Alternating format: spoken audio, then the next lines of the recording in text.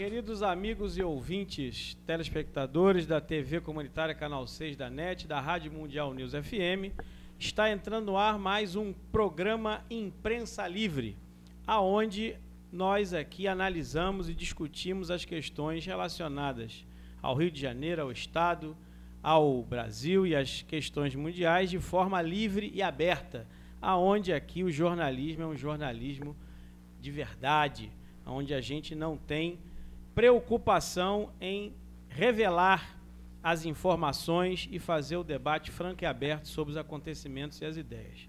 Hoje aqui nós estamos recebendo Teófilo Rodrigues, mestre em Ciência Política pela UF e doutorando em Ciências Sociais pela PUC, e Rodrigo Ribeiro, mestrando de Sociologia pela UF e pesquisador do Laboratório de Etnografia Metropolitana do Instituto de Filosofia e Ciências Sociais da UFRJ, que tem a sigla LEMETRO. E também ele é professor de Sociologia da FAETEC. O tema de hoje, nós vamos abordar aquilo que nas últimas, pelo menos na última semana, volta às páginas dos jornais e nas redes sociais, a questão da repaginada que a cidade do Rio de Janeiro está recebendo em função dos mega eventos. A Copa já ocorreu e agora ano que vem nós vamos ter a Olimpíada, e em função desses dois eventos a cidade do Rio de Janeiro recebeu um conjunto de intervenções urbanísticas que estão mudando o perfil da cidade do Rio de Janeiro. Então o debate hoje é dessa natureza, é isso que nós vamos conversar, bater um papo. Afinal de contas, a cidade do Rio de Janeiro está sendo preparada para o carioca ou está sendo preparada para o turismo? E com isso o carioca está deixando de ser menos carioca e menos pertencente a esse espaço geográfico do Rio de Janeiro. Theo, né, que a gente conhece como Theo, e Rodrigo, essa é a nossa conversa de hoje. Suas considerações iniciais. As minhas primeiro? Tá.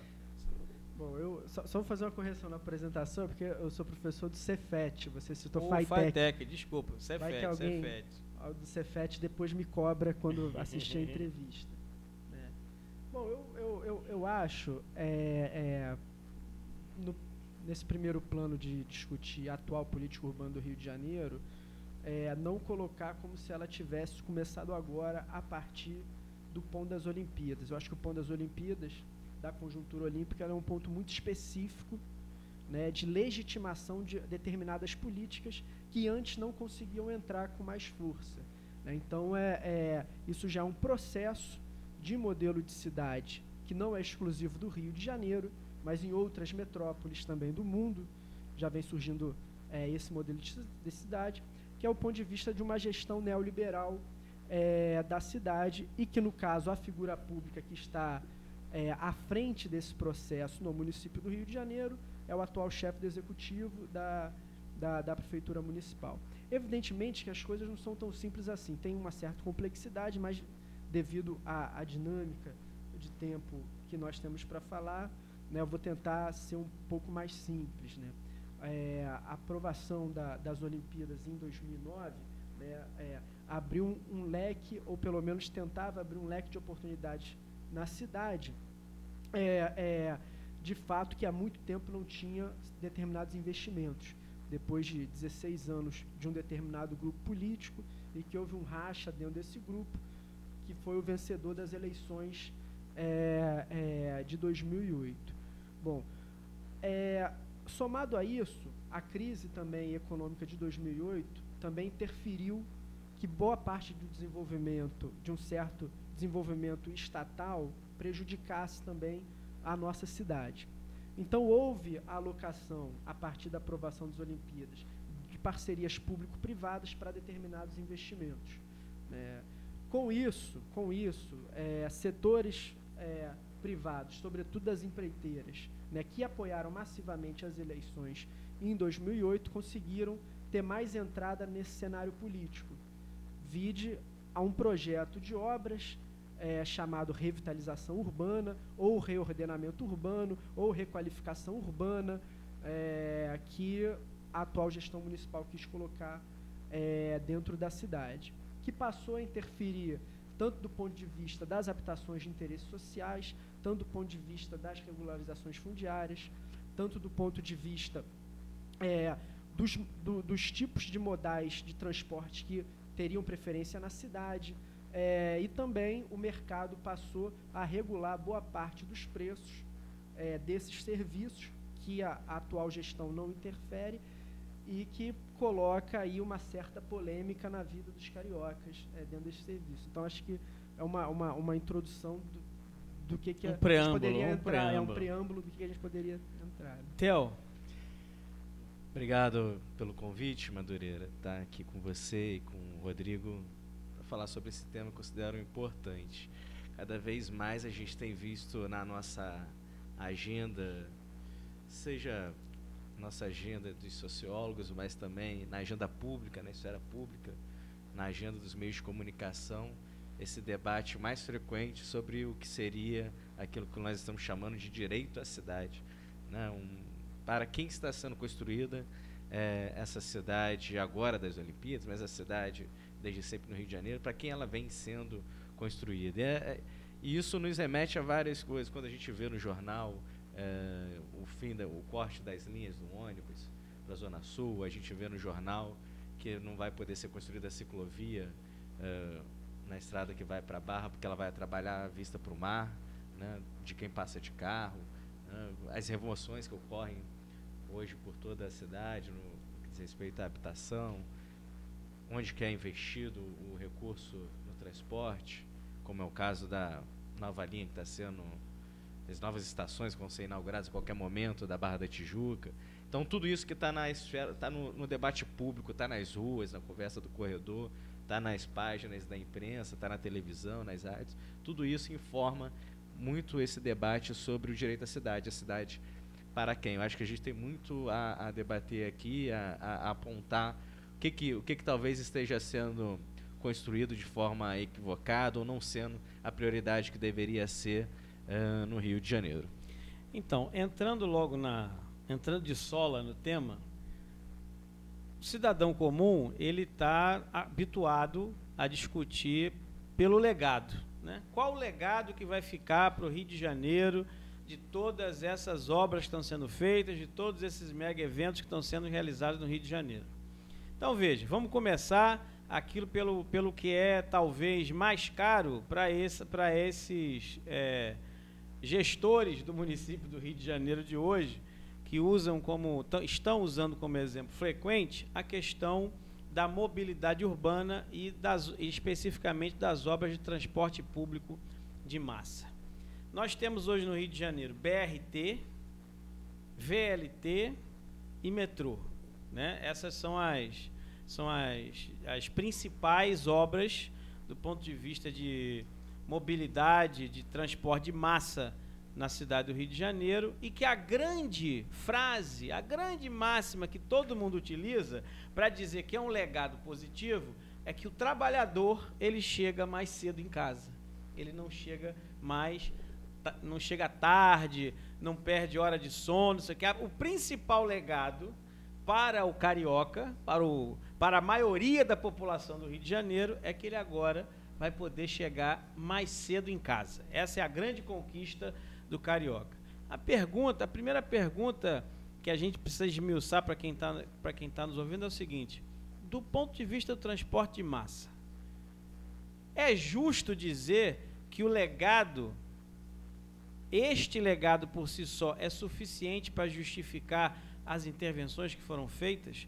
O projeto adotado no Rio de Janeiro do transporte de massa era o melhor projeto? Era o mais viável? Era o mais custo-benefício? Era o melhor projeto? Existiam outras alternativas? Afinal de contas, será mesmo que o povo carioca está batendo palma, como estão dizendo por aí, sobre as novas latas de sardinha com ar-condicionado?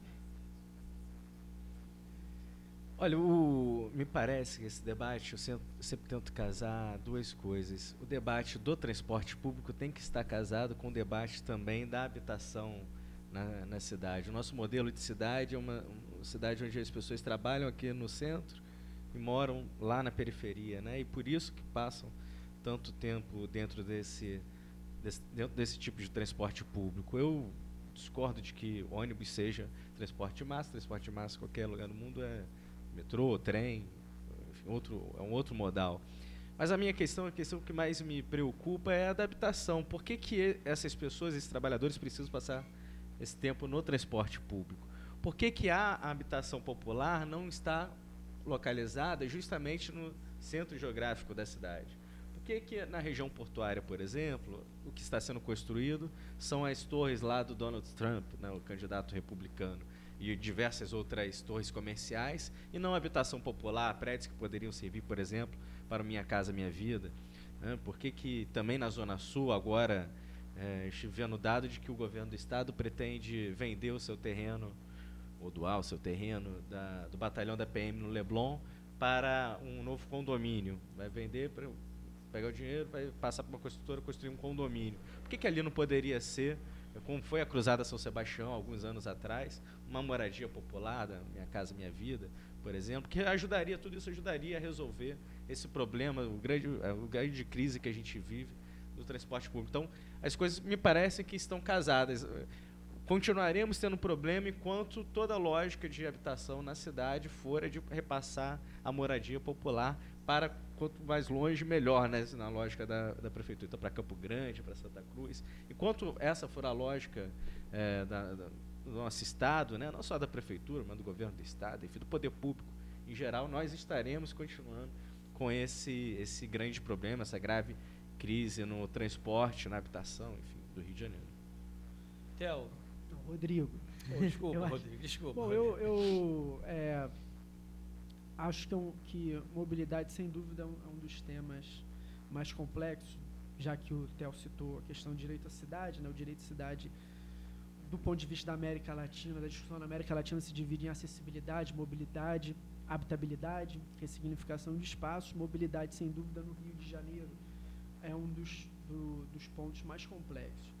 De fato, não se pode negligenciar a diminuição do tempo do trabalhador, sobretudo da Zona Oeste, da AP5 até as regiões do centro da cidade, né? Antes, gente que fazia 3 horas está fazendo em 1h20, 1h30, às vezes 50 minutos. Né? Então, se perguntar para o trabalhador, ele vai escolher, evidentemente, diminuir o tempo dele, da sua funcionalidade casa, trabalho, trabalho, casa. Se perguntar para o empresário, também, mas não do ponto de vista da funcionalidade do trabalhador, mas da funcionalidade do mercado. Né? Ou seja, as pessoas que chegam atrasadas nos horários dos seus serviços, né, diminui a produção do mercado no sistema que a gente vive. Então, diminuir o tempo do trabalho não é só um interesse do trabalhador, mas também do patrão, do empregador e tudo. Né? Tanto é que as estações do BRT na Barra da Tijuca estão em frente aos grandes condomínios, né? E algumas com o nome dos condomínios estão em frente, né? Ali na Barra da Tijuca, na Avenida das Américas, né? Do ponto de vista que boa parte, por exemplo, das socialites não querem que tenha uma área periferizada perto dos seus grandes condomínios, mas querem que as empregadas cheguem às 7 horas da manhã, né, no serviço. Então, o BRT ele serve para alocar a funcionalidade do mercado e, evidentemente, o trabalhador vai escolher, até do ponto de vista de diminuição de tempo, de desgaste físico, de chegar no horário do trabalho correto e chegar em casa mais cedo. Do ponto de vista do que o Theo coloca, é o melhor transporte de massa? Eu acredito que não. Tanto do ponto de vista de diminuição de trânsito, os ônibus não são, por mais que seja BRT, você diminui o tamanho das pistas, tanto do ponto de vista ecológico, também não é o melhor, tanto do ponto de vista de segurança, também não é. Existem relações com status diários de assalto nas estações dos BRTs e de acidentes, e tanto do ponto de vista do custo pragmático, talvez na implementação ele é muito menor do que o BRT, mas depois A médio e longo prazo não mais, porque o transporte ferroviário ele fica mais barato. Mas eu acho que a reflexão que a gente tem que fazer, já que é legado, e legado é uma perspectiva de médio a longo prazo, né, e não pragmática, de resolver agora os problemas, eu acho que, do ponto de vista do legado, dessa abstração, legado, porque legado é muito legal, né? Vamos discutir o legado da cidade, mas qual o ponto de vista que você quer pegar para discutir o legado? Ponto de vista de quem? Do quê? Né? Então, do ponto de vista do legado a longo prazo, o que a gente está construindo é uma linha 4 do metrô que está servindo a Barra da Tijuca e São Conrado e que vai ser entregue no mesmo tempo da Transolímpica e da Transbrasil. Ou seja, nem esses dois BRTs, Transolímpica e Transbrasil, ficaram prontos mais rápidos do que a linha 4 do metrô.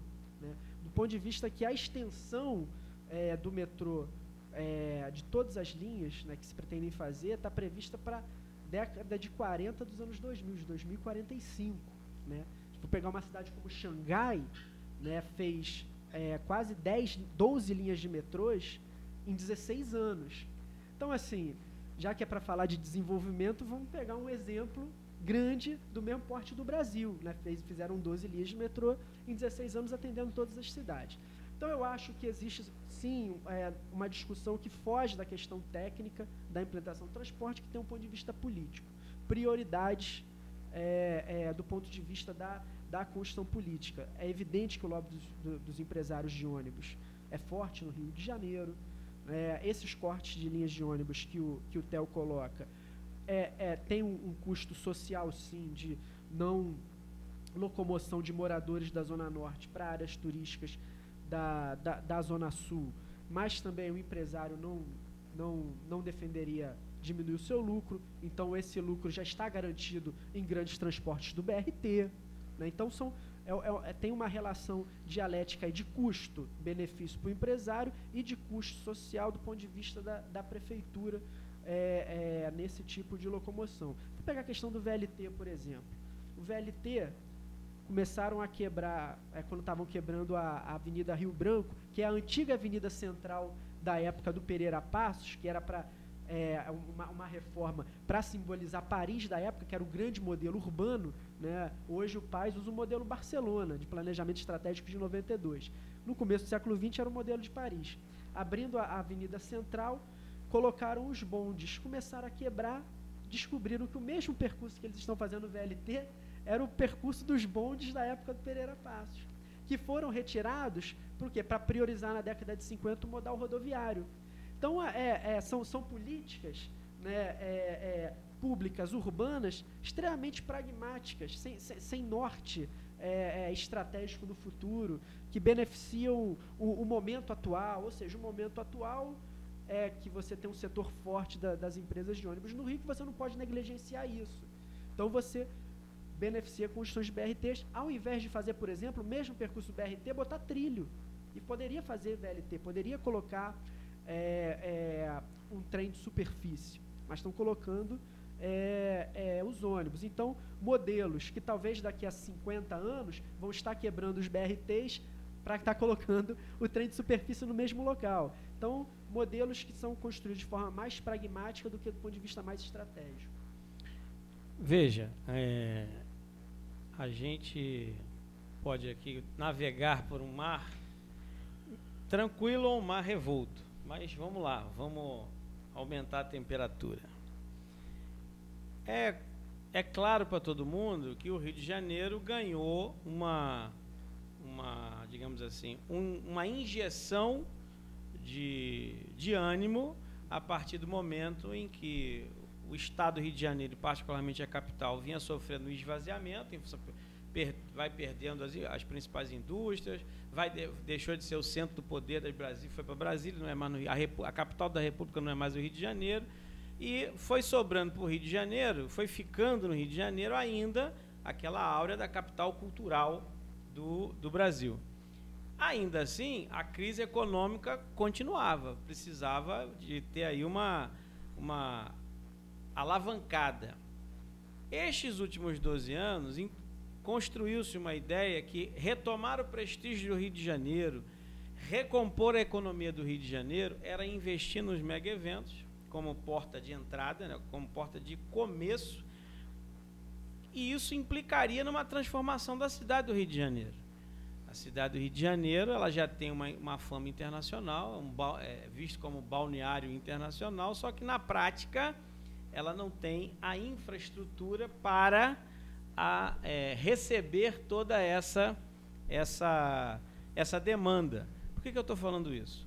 Nussmann, presidente do Comitê Olímpico Brasileiro, num programa de televisão há 2 semanas atrás, o repórter perguntou para o Nussmann qual é o principal legado das Olimpíadas, na opinião do... Ele respondeu assim taxativamente: o principal legado é o aumento da hotelaria no Rio de Janeiro. Foi essa a resposta, curto e grosso. O principal legado foi o aumento da hotelaria.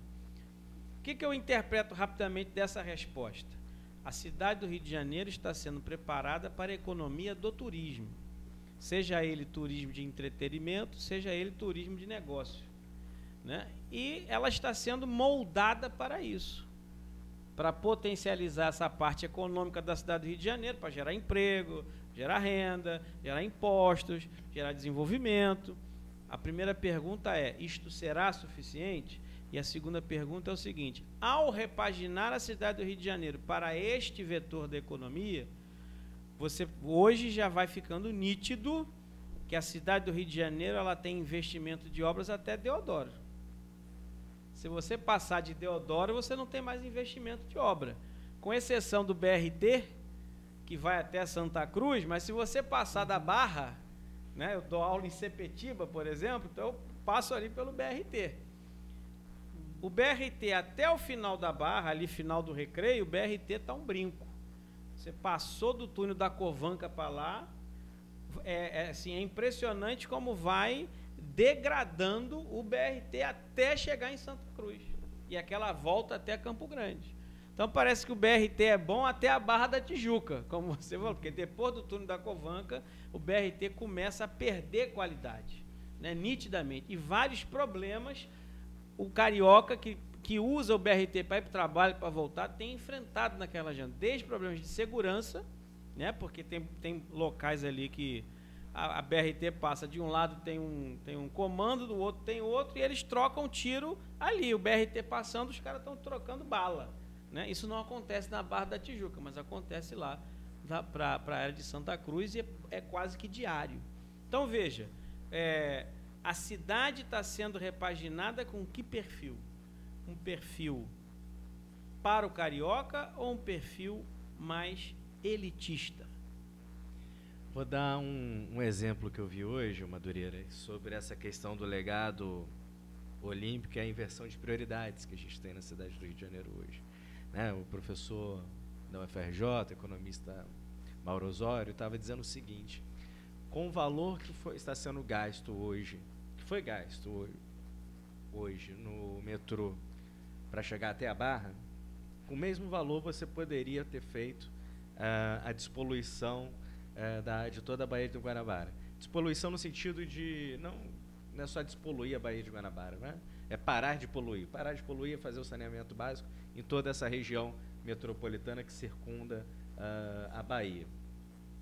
O que isso significaria, enquanto legado, fazer algo nesse sentido? Significaria melhorar, de fato, concretamente, a vida daquelas pessoas pobres que não têm saneamento, que têm esgoto saindo da sua casa e cai e polui a Bahia, em todas essas cidades aqui que circundam a Baía de Guanabara. O mesmo valor você poderia ter feito esse tipo de obra. Por que essa não foi uma prioridade? Esse não seria um legado olímpico, um legado, inclusive, para o turismo da cidade, né? Potencializar a utilização, por exemplo, da Baía de Guanabara para a praia, enfim, tudo que pode gerar em torno da Bahia para o legado olímpico, mas também para o legado do turismo na cidade. Por que essa não poderia ter sido uma prioridade, ao mesmo tempo em que você melhoraria, de fato, as condições da vida daquela população?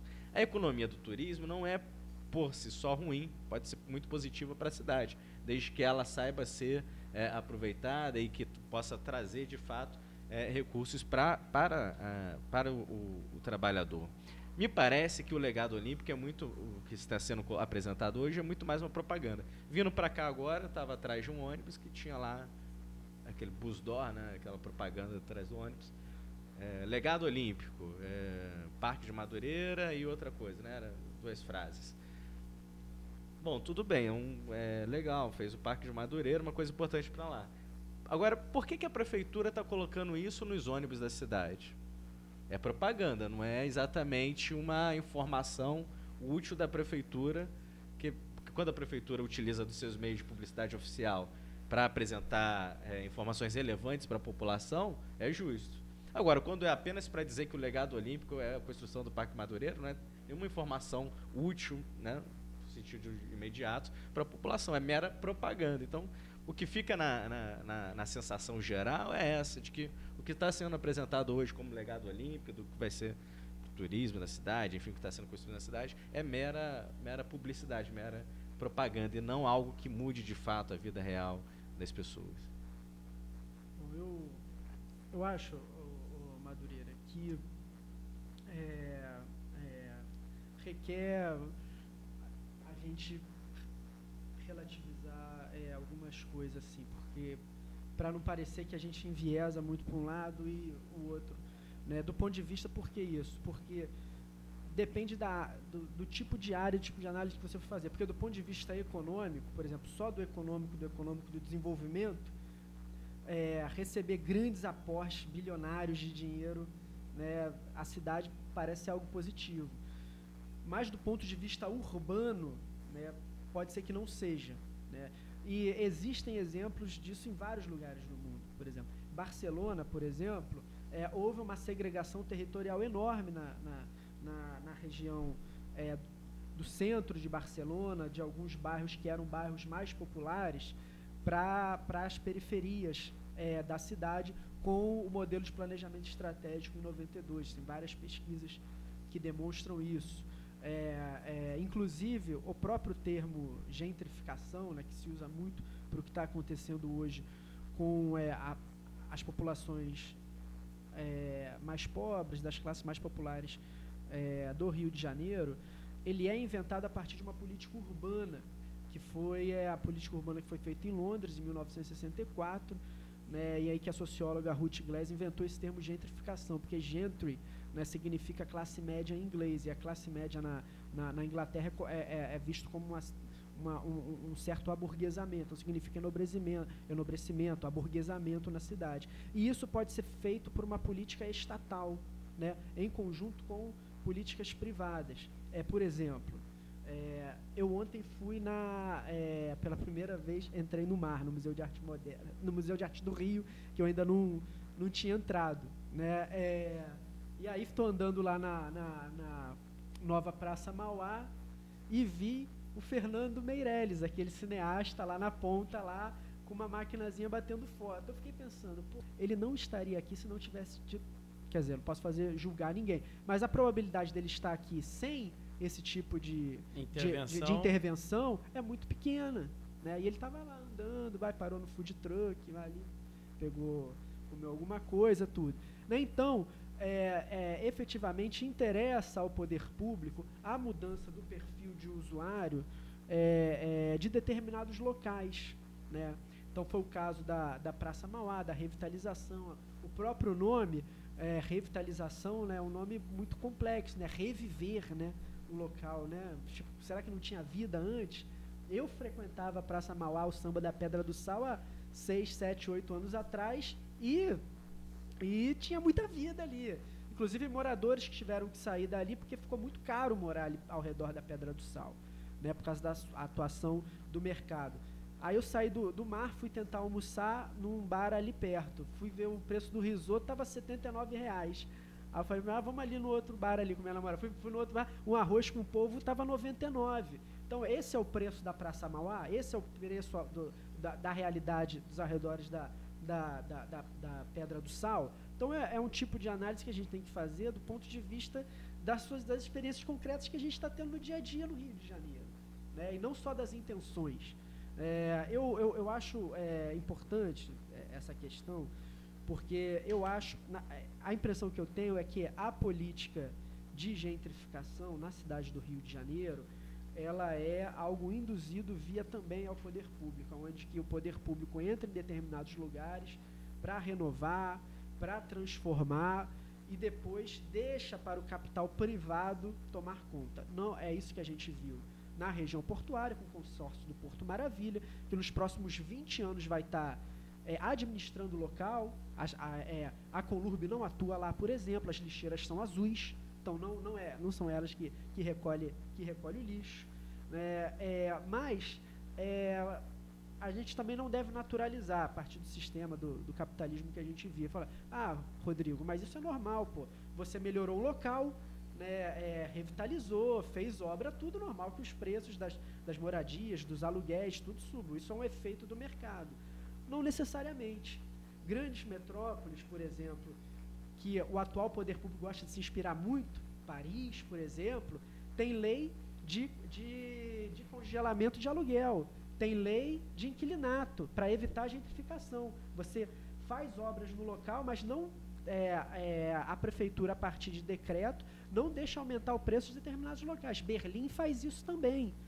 Por quê? Porque o terreno é da prefeitura, o IPTU é da prefeitura, o imposto municipal. É ela que decide o preço dos terrenos e o preço de determinadas localizações. Então, é possível, sim, o poder público atuar contra a especulação imobiliária. Não é uma condição natural aumentar 100%, 150%, 200% aluguéis e preços de moradias na cidade, onde que força uma diáspora urbana de determinado perfil de morador e de usuário para outros lugares. E aí, o que a gente vê hoje? Inchaço de Bangu, teve um crescimento de 40% quase, Bangu, um crescimento de Santa Cruz, um crescimento de Campo Grande, não só do ponto de vista da construção do Minha Casa Minha Vida, da habitação de interesse social, mas também de pessoas que se locomoveram para os lugares que estão mais baratos. Não foi só de pessoas, não. A violência também cresceu populacionalmente, mas também a violência com essas intervenções que foram feitas aqui, com a questão do cinturão de segurança para os mega-eventos. Hoje está claro, né? O cinturão de segurança que foi feito em torno dos principais locais esportivos, que é da ocupação das principais comunidades do Rio de Janeiro. Nada mais é do que um cinturão de segurança para dizer ao mundo o seguinte: tomamos conta do território, a soberania do Estado. É isso que eles estão dizendo para o mundo, né? E ao espantar, entre aspas, né? Porque também não é bem assim que está acontecendo, a bandidagem ou lá os traficantes, né? Entre aspas, eles migraram, assim como a população migrou para a Zona Oeste, a bandidagem também migrou para a Zona Oeste e para as cidades ao redor do município do Rio de Janeiro. Então, esse também é um fenômeno resultado desse tipo de intervenção. Mas eu quero capturar um negócio que você falou aqui para passar para o Theo para a gente bater bola. Você falou do Parque de Madureira e ele falou da questão do porquê mesmo, né, Então, eu tenho conversado com algumas pessoas e aconteceu um episódio no Rio de Janeiro, que todo mundo lembra, cerca de um mês mais ou menos, foi o arrastão na praia, que a resposta do poder público foi: ônibus vai até tal lugar, ônibus não sai de tal lugar, blitz em tudo que é lugar, fazendo barreira policial para impedir a chegada até a praia, e já com a seguinte frase na cabeça: quem sai de casa sem dinheiro não sai com boa intenção. Então, quer dizer, já para o cara lá no ônibus antes de chegar no objetivo. Mas veja, vamos aqui pensar de uma forma, podem até chamar de maquiavélica, mas veja, se você está preparando a cidade do ponto de vista econômico para investir no turismo, você está dizendo que turismo interno, né, brasileiros, e turismo estrangeiro de todos os países virão ao Rio de Janeiro. Tem que ter segurança. Vão circular pelo Rio de Janeiro. A intervenção no centro da cidade com o VLT e a questão do Porto Maravilha e da toda a extensão portuária é para recepcionar um número maior de transatlânticos aqui no Rio de Janeiro, ou seja, mais turista circulando. Óbvio, os preços vão subir. O carioca que mora aqui vai ter que migrar para algum lugar. Não vai estar em condição. Aquele carioca tradicional que eu e você e Theo conhecemos lá no Sambinha, aquele carioca não vai frequentar aqueles lugares, ele vai migrar para algum lugar. Então, isso já é um fator demonstrativo de que este processo que está sendo colocado, que está sendo que está em curso no Rio de Janeiro, ele vai obtendo contornos elitistas. Ele não tem, já vai ficando claro esse contorno, porque o Parque de Madureira, não sei se vocês vão concordar, ele pode servir como um bom instrumento de convencer o cidadão carioca de não ir à praia no Rio de Janeiro. Fica por lá, no seu espaço de lazer, não precisa vir para cá não, fica aí. É uma forma de contenção, uma política pública de contenção da circulação do carioca. Eu, pelo menos, tenho visto dessa forma.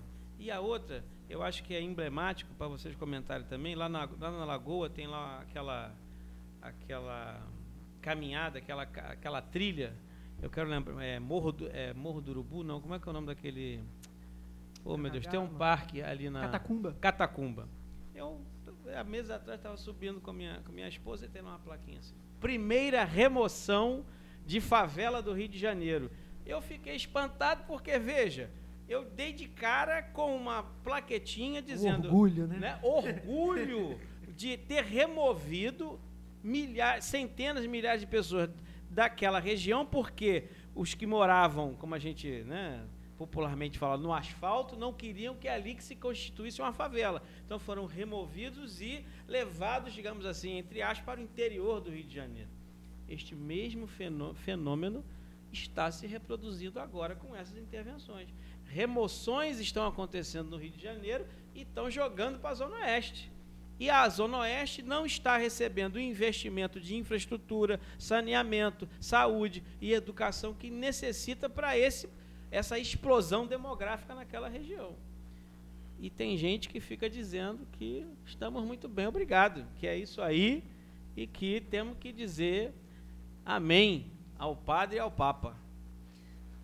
Curioso você falar isso sobre o Parque da Catacumba, que hoje também, eu vindo da PUC para cá, eu saí da PUC, eu vejo uma foto, estava estampada no mural da universidade, uma foto assim quando ela foi construída, e ali onde hoje é o estacionamento da PUC, onde tem carros os mais chiques e elegantes possíveis, centenas deles, onde era esse estacionamento, a foto mostrava uma vila operária enorme, né? Um parque proletário. Parque proletário, né? Os trabalhadores moravam ali de fato. Hoje tem ainda algumas casas que sobraram no interior da PUC, mas lá de fora era casas, mais casas, filas.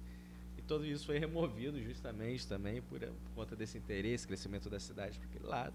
Não interessava aquela população naquela localidade. Isso me remete ao que aconteceu recentemente no próprio Porto, que o Rodrigo tanto falou aqui.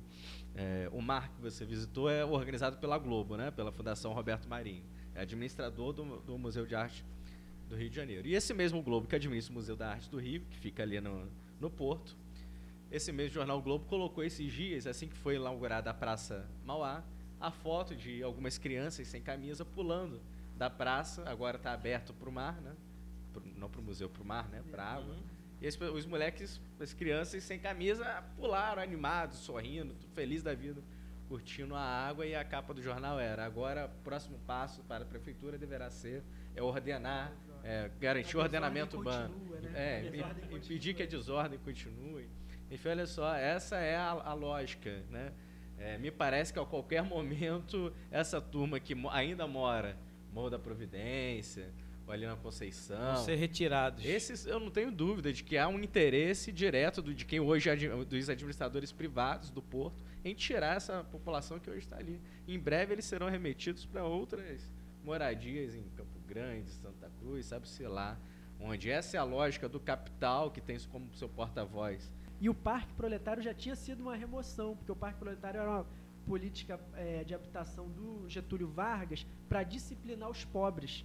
Então, tanto é que eles eram grandes galpões onde que os pobres ficariam ali dentro, seriam disciplinados e aprenderiam a morar em moradias da classe média. Evidentemente que os parques proletários que não foram removidos se favelizaram de novo. Então, você tem na Avenida Brasil, Parque Proletário, tudo. Então, são políticas de habitação feita muito de um olhar, né, sempre de um único modo de habitar, de um único modo de compreender a cidade, né?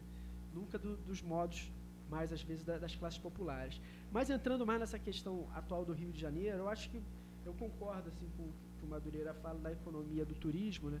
Mas do ponto de vista também que faz parte de uma nova concepção, do novo modelo de cidade-negócio. Né? Tanto é que o Paes, nas entrevistas que ele... Hoje ele já fala menos isso, mas falou muito, né, nesse processo de construção das Olimpíadas, é o seguinte, nós temos que preparar a cidade, nós temos que vender a cidade para fora.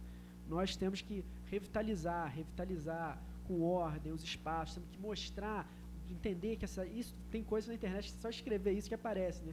Temos que entender que a cidade ela é um produto que a gente deve vender para fora. Obviamente que não é vender realmente ao Rio de Janeiro, custa não sei quantos trilhões, não é isso, mas vender do ponto de vista da imagem de uma cidade que deve ser procurada, né? O David Harvey, por exemplo, trabalha que o atual momento do capitalismo urbano não é necessariamente a luta de classes interna entre determinado território, mas também a luta entre territórios, entre burguesias que lutam entre territórios, entre cidades. Então, a gente vê muito, por exemplo, o Rio de Janeiro competir com São Paulo, diversas coisas, diversos eventos.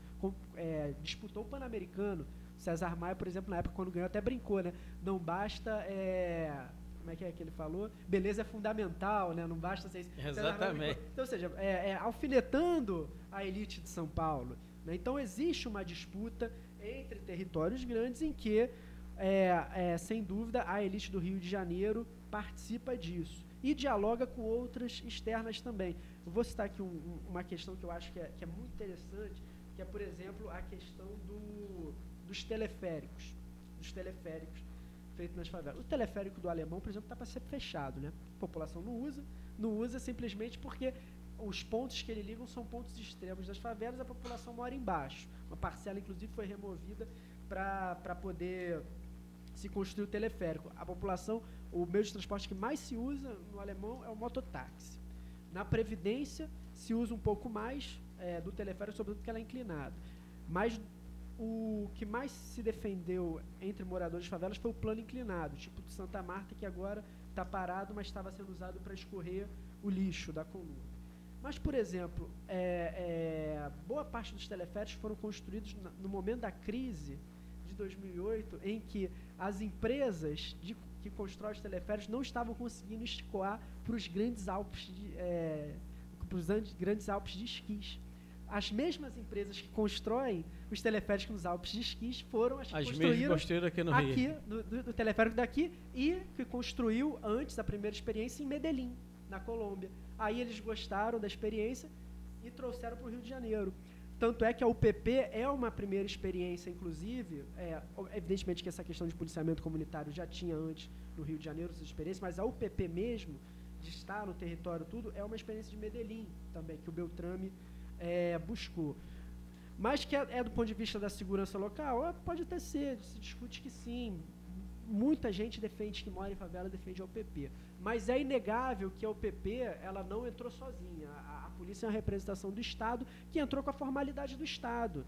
Então, ela entrou também com a Light, ela entrou com a SEG, ela entrou com a NET, ela entrou com toda a formalidade do Estado que pesou ali para o contribuinte. E que, de fato, algumas favelas foram esvaziadas, né? Aumentou o custo de morar lá. O custo de morar. Tem uma matéria, logo depois que a UPP entrou no Alemão, na mesma semana saiu uma matéria, se não me engano, foi no Estadão, não sei, que era assim, ações da Light aumentam em 20% depois da entrada da UPP no Alemão. Tipo, as ações aumentaram. Por quê? Porque a gente já tem um conjunto de mais de 100 mil pessoas que vão passar a pagar a luz. Entendeu? E acabar o gato. E acabar o gato. Então, as coisas elas estão interligadas. Existe uma capitalização da cidade do Rio de Janeiro nessa gestão neoliberal que não pode ser negada. E que eu fico às vezes assim, mais chateado é que às vezes ela vem travestida de que tem que estar servindo sempre a população. E, por exemplo, o BRT. O BRT diminui o tempo? Diminui o tempo do trabalhador. Mas só para o trabalhador? Diminui também para o empresário. Né? Mas ele continua ainda apertado no ônibus, ele continua... Então, qual o modelo que a gente acha que é mais democrático do ponto de vista do uso da cidade? O que é inegável, por exemplo, e aí é um fato concreto, que o Rio de Janeiro hoje tem uma segregação territorial muito grande, que foi legitimado pelo plano diretor em 2011, em dividir as 5 cidades em AP5, Zona Oeste, área assistida da habitação, para construção de habitação de interesse social, para quem vai ser reassentado. A AP4, que é a Barra da Tijuca, Recreio e uma parte de Jacarepaguá, condicionada, só constrói ali com autorização da prefeitura, dependendo do consórcio da empreiteira que for apresentar. A AP3, ela está parada, ela é controlada, Zona Sul, muito difícil construir.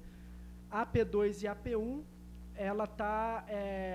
Aí a AP3 quer dizer que é a zona norte incentivada, ou seja, para construir ali, tanto é que tem incentivos fiscais para construir, e a P2 e a P1, parte do centro e parte da Zona Sul, ela é controlada. Então, no próprio plano diretor que se construiu em 2011, e que depois o plano estratégico tentou mexer ainda alguma coisa, né, ela já está apontando qual tipo de cidade que se quer, né, de uma divisão territorial de perfis de moradores, né, e que a gente não pode negar.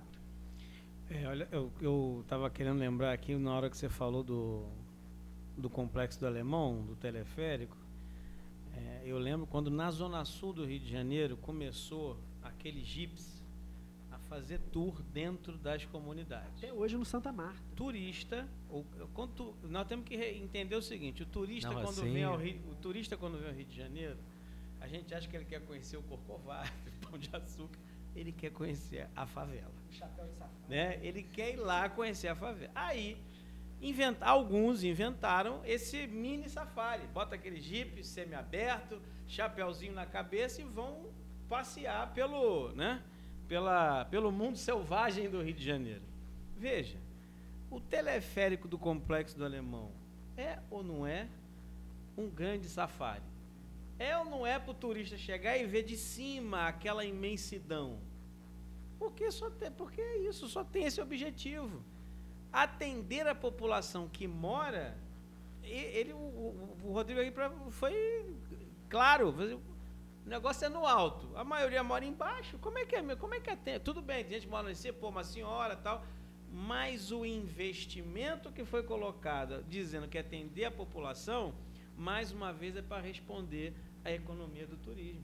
Todo mundo quer vir no Rio de Janeiro, quer conhecer Rocinha, quer conhecer o Complexo do Alemão, depois que ganhou a divulgação internacional dos bandidos correndo, com a polícia botando para correr, a Maré. Então, isso é um grande polo turístico. Então, você precisa dar as condições dos turistas entrarem e saírem com segurança. O PP e algumas formalidades da vida, entre aspas, né? Da vida civilizada que dizem.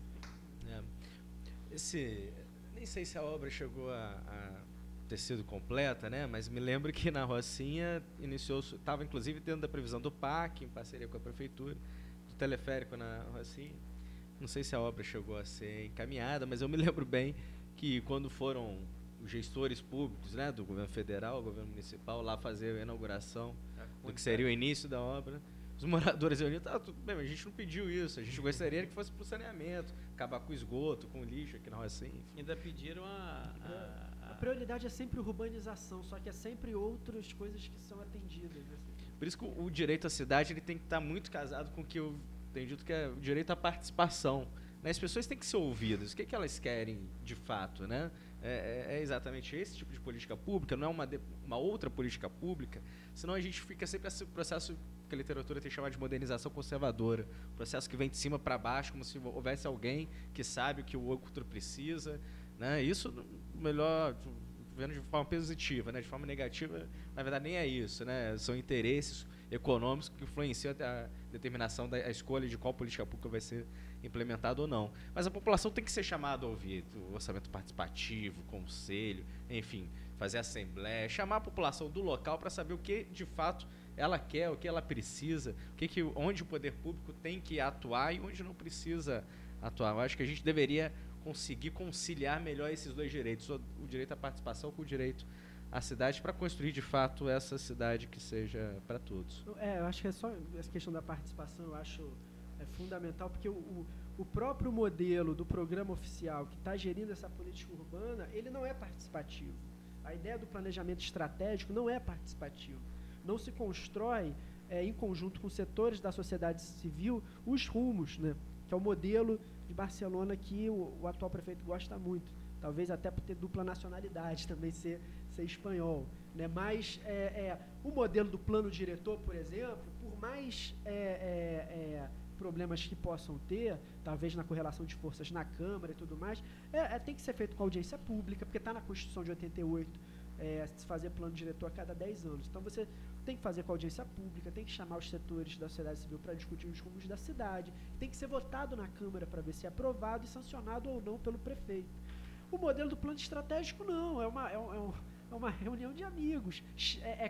Quem for convidado pela prefeitura participa, os setores, empresários, determinadas secretarias, né, os grandes pensadores que o atual poder público considera, sobretudo se forem amigos e próximos daquela concepção. E mesmo construindo esse tipo de modelo para a gestão urbana, que foi o planejamento estratégico aqui no Rio de Janeiro, ele não foi respeitado. Por exemplo, dentro do planejamento estratégico de 2012 e 2016, estava prevendo que o Morar Carioca funcionaria até 2020 e todas as favelas seriam urbanizadas até 2020. Aqui aconteceu em 2013. Parou o Morar Carioca e priorizou só o quê? O reassentamento para o Minha Casa Minha Vida, entendeu? E parou o programa de urbanização de favelas, que poderia, sim, ter uma continuidade positiva, né? Uma certa continuação do Favela Bairro, que teve muitos problemas, tudo, mas que estava trabalhando, sim, urbanização em algumas favelas. Tem que ser reconhecido, e o Morar Carioca foi um pouco para esse caminho. Mas foi interrompido, né, pelo custo que estava tendo e porque se priorizou a construção de habitação de interesse social em áreas distantes e o reassentamento de pessoas ou que quisessem, sendo sorteada pela Secretaria Municipal de Habitação, ou sendo retiradas porque estava sendo considerado em áreas de risco pela GeoRio, né, que é uma discussão polêmica também em torno da GeoRio, do que ela considera área de risco ou não, né. Mas é uma coisa que era positiva, do meu ponto de vista, dentro do planejamento estratégico, que foi parado. Então, que não foi cumprido uma coisa que eles próprios construíram, né. Então, que a demanda da falta de participação evita também que você fique cobrando, que você fiscalize, que você peça para que continue. Né? Nesses minutos finais que nos restam, vocês vão fazer aqui um esforço de dar uma breve síntese e mensagem aos telespectadores e ouvintes que acompanham a Rádio Mundial News FM e a TV Comunitária Canal 6 da NET. Nós estamos discutindo aqui exatamente isso, né? O Carioca, como vai ficar o Carioca depois dessas intervenções públicas que estão sendo feitas? Olimpíada vai passar, Copa já passou, as obras vão parar, vai chegar uma hora que as obras vão parar, a construção civil vai parar de empregar também, né? Como vai ficar o Carioca? Como fica o Carioca depois de 2016? 2 minutinhos para cada um, para a gente encerrar nosso programa de hoje. Olha, Madureira, obrigado pelo convite, já que estamos encerrando. Obrigado por estar aqui com o Rodrigo, que além de colega, sociólogo, é meu amigo. Me parece que a cidade que a gente vai ter daqui a pouco, não sei qual será. Seria muito diferente se fosse esse prefeito, se tivesse sido outro. Me lembro, inclusive, que muitas das obras que a atual gestão da prefeitura está fazendo são as mesmas que a gestão anterior, que era o candidato de oposição, diferente, de outro partido, faria do mesmo jeito, né? Talvez com menos recursos, mas a linha geral era a mesma, tentativa de revitalização do Porto, né? Que era o Favela Bairro, o Morar Carioca com mais dinheiro. Então, me parece que a linha é a mesma nesse longo processo de modernização conservadora da nossa cidade. O que eu espero, na verdade, do período posterior à da Olimpíada, é que a população do Rio de Janeiro possa tomar as rédeas do seu próprio processo e construir um novo modelo de cidade, né? Que essa população do Rio de Janeiro seja mais participativa, que ela possa ocupar a TV comunitária, que é onde a gente está conversando hoje, para apresentar a sua própria informação, produzir seu próprio conteúdo, algo que a prefeitura hoje negligencia, que ela possa atuar, inclusive, no desenvolvimento dos seus interesses na favela, na comunidade, como a gente falou aqui sobre o que seria o direito à participação, que ela possa criticar esse modelo mercantil de cidade, onde só o grande capital tem espaço e sua vez no centro e na zona sul da cidade. Enfim, a gente que espera do legado dessa Olimpíada é que surja uma população carioca mais crítica e mais dona do seu próprio destino, que possa conduzir a cidade no próximo período, elegendo prefeitura e representantes na Câmara de Vereadores, que sejam mais compromissados com essa nova cidade que a gente quer. O povo do Rio está dizendo que homem que bate em mulher, bom candidato não é. Vai lá, Rodrigo. Eu nunca bati em mulher, não. Eu acho que isso realmente, do ponto de vista humano, é um absurdo, né?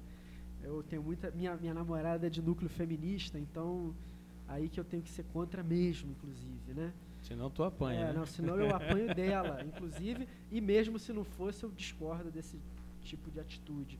Mas eu também queria agradecer, Madureira, sempre estou à disposição, você pedir aí para outras participações, agradecer o Theo, é sempre muito bom estar conversando com o Theo também, uma pessoa que também pensa muito a cidade do Rio de Janeiro, um cientista político de muita qualidade. Agradecer aqui a paciência dos ouvintes, dos telespectadores com a gente, né? Mas pensar o que vai ser do futuro, do ponto de vista do pesquisador, às vezes pode ser meio leviano, né? Porque a gente tem que falar as coisas mais com fatos, o que está acontecendo. Mas tentar pensar assim, um prognóstico vai depender muito, primeiro, do que vai ser as eleições do ano que vem. Porque algumas coisas, mesmo que já tenham sido construídas, já tenham em andamento, pessoas foram reassentadas, removidas para algumas coisas, mas algumas coisas ainda podem ser controladas do ponto de vista da canetada de um chefe de executivo, de uma determinada votação na Câmara dos Vereadores. Por exemplo, a gente vai ter que ter um outro plano diretor para ser discutido na Câmara. Isso é fundamental para mudar os rumos da cidade, né? Esse tipo de decreto que, por exemplo, o custo, né, da moradia, o custo dos aluguéis, tudo que pode ser construído por leis, né, de congelamento de preços a partir de aluguéis, a partir da fiscalização da especulação imobiliária. É uma coisa que isso pode ser mudada de forma pragmática, né? Então, o que vai ser do carioca pós-Olimpíadas vai ser o que ele vai escolher para a cidade, né? Sobretudo na eleição do ano que vem. Eu acho que existem muitas movimentações já muito claras na cidade, né, de querer determinadas mudanças desse percurso que foi tomado. E existem outros setores que acham que está tudo muito maravilhoso, né? Eu acho que para as classes mais populares não está tão maravilhoso assim, né? Eu acho que não. Por mais que algumas pesquisas coloquem que o prefeito está bem avaliado.